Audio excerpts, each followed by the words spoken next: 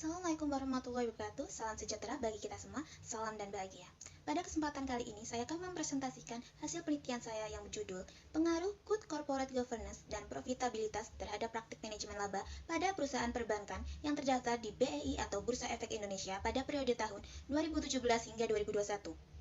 Sebelumnya, saya mengucapkan terima kasih kepada Bapak Dr. Gendro Wiono MM selaku pembimbing pertama dan kepada Ibu Alfi Maulida SEMM selaku dosen pembimbing kedua, serta tidak lupa kepada Bapak Ibu dosen penguji.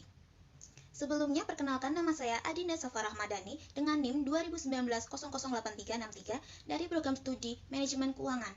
Saya akan mulai dari bab 1, yaitu latar belakang masalah. Tingkat kurangnya perolehan laba atau keuntungan, serta kurangnya pengawasan yang dikelola perusahaan, mampu menurunkan minat investor dalam berinvestasi. Hal ini membuat perusahaan melakukan kecurangan seperti manajemen laba pada laporan keuangan yang mereka sajikan tiap periodenya. Tindakan manajemen laba yang menjadi perhatian publik salah satunya adalah PT Envi Teknologi Indonesia Tbk. Dikatakan bahwa terjadinya kejanggalan atau kecurangan laba bersih pada laporan keuangan yang dilaporkan PT Envi Teknologi Indonesia Tbk, yang diduga melakukan kecurangan serta mengkonsolidasi Retail Global Solution (RGS) dan PT Envi Capital International. Menurut Ferry 2021, dalam penelitian ini saya merumuskan masalah yang pertama, apakah profitabilitas berpengaruh terhadap manajemen laba? Yang kedua, apakah kepemilikan institusional berpengaruh terhadap manajemen laba? Dan yang ketiga, apakah kepemilikan manajerial berpengaruh terhadap manajemen laba? Dan yang terakhir, apakah profitabilitas, kepemilikan institusional, dan kepemilikan manajerial berpengaruh secara simultan terhadap manajemen laba? Penelitian ini memiliki tujuan, yaitu yang pertama, untuk mengetahui pengaruh profitabilitas terhadap manajemen laba. Yang kedua, untuk mengetahui pengaruh kepemilikan institusional terhadap manajemen laba. Yang ketiga, untuk mengetahui pengaruh kepemilikan manajerial terhadap manajemen laba. Dan yang terakhir, untuk mengetahui profitabilitas, kepemilikan institusional, dan kepemilikan manajerial secara bersama berpengaruh simultan terhadap manajemen. Akan masuk bab 2, yaitu kajian teori. Yang pertama, profitabilitas. Menurut Sari dan Kafid 2020, rasio profitabilitas adalah rasio yang digunakan untuk mengukur kemampuan perusahaan dalam mendapatkan keuntungan yang berdasarkan operasional perusahaan. Yang kedua, mekanisme Good Corporate Governance pada penelitian ini menggunakan kepemilikan institusional dan kepemilikan manajerial. Kepemilikan institusional menurut Pramita dan Firnanti 2018, bagian dari kepemilikan saham perusahaan yang dimiliki oleh suatu institusional yaitu seperti asuransi, bank, serta kepemilikan institut lainnya. Dan kepemilikan manajerial merupakan pemegang saham manajemen yang secara aktif berpartisipasi dalam pengambilan keputusan perusahaan seperti direksi dan komisaris, menurut Gunarto dan Riswandi 2019. Dan yang ketiga, manajemen laba. Menurut Irwan dan Insuwardana 2019, manajemen laba adalah upaya manajemen untuk mengintervensi laporan keuangan serta mempengaruhi informasi guna mengelabui stakeholder yang ingin mengetahui kinerja serta prospek kondisi perusahaan. Dalam penelitian ini menggunakan teori keagenan, masalah antara agen dan principals ketika kedua belah pihak memiliki kepentingan masing-masing, sedangkan manajemen memiliki informasi lebih akurat daripada principal. Ketidakakuratan atas informasi yang disampaikan membuat terjadinya manajemen laba. Berikut adalah beberapa penelitian terdahulu dari penelitian saya, baik nasional maupun internasional. Nah, berikut ini adalah gambar kerangka pikir dari penelitian saya.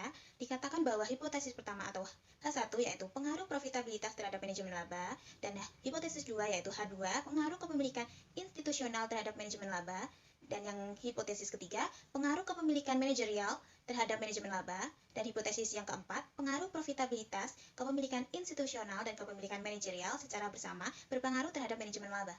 Selanjutnya memasuki bab 3 yaitu metode penelitian. Yang pertama, sifat penelitian. Penelitian saya menggunakan penelitian kuantitatif, populasi dan sampel perusahaan perbankan yang terdaftar di Bursa Efek Indonesia tahun 2017 hingga 2021 yang berjumlah 43 perusahaan dan 8 perusahaan yang dapat memenuhi sampel. Teknik pengambilan sampel dalam penelitian saya menggunakan non-probability sampling dengan teknik purposive sampling.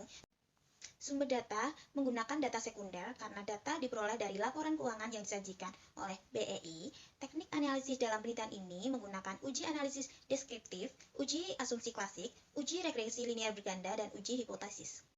Kita memasuki bab 4 yaitu hasil dan pembahasan. Yang pertama, uji analisis deskriptif dapat dilihat dari gambar grafik profitabilitas, kepemilikan institusional, dan kepemilikan manajerial, dan juga manajemen laba mengalami tren penurunan. Yang kedua, uji asumsi klasik terdapat yang pertama ada uji normalitas dikatakan normal bila nilai asumsi lebih dari 0,05 atau 5%, dan dalam penelitian ini dikatakan normal karena nilai asumsi sebesar 0,200. Yang kedua, uji multikolinearitas apabila nilai toleransi dan nilai toleransi di atas 0,1 dan nilai FIB di bawah 10 dikatakan tidak terdapat multikolinearitas. Maka dalam penelitian ini tidak terdapat terdeteksi multikolinearitas. Yang ketiga, uji autokolerasi. Nilai DW lebih dari DL dan kurang dari 4 min DU atau sebagai berikut. Maka dikatakan bahwa tidak terjadinya autotoleransi. Dan yang keempat, uji heterokedastisitas. Uji heterokedastisitas dikatakan normal apabila titik-titik secara acak menyebar tanpa pola baik di atas maupun di bawah angka 0 pada sumbu Y. Dengan demikian, dapat disimpulkan dalam penelitian ini tidak terdeteksi terjadinya heterokedastisitas. Berikut adalah hasil perhitungan uji asumsi klasik, uji normalitas, uji multikolinearitas, uji autokolerasi, dan uji heterokedastisitas. Yang ketiga, ada uji regresi linear berganda. Dapat dilihat dalam gambar bahwa nilai koefisien konstata sebesar minus 0,028 nilai negatif apabila variabel independen profitabilitas X1, kepemilikan institusional X2, dan kepemilikan manajerial X3 sama dengan 0. Maka nilai turnover internation akan bersifat tetap, yaitu minus 0,028. Keempat, ada uji hipotesis. Yang pertama yaitu uji R atau adjusted R square. Dalam penelitian ini sebesar 0,168 dapat dilihat dari nilai R lebih dari 0 dan mendekati 1.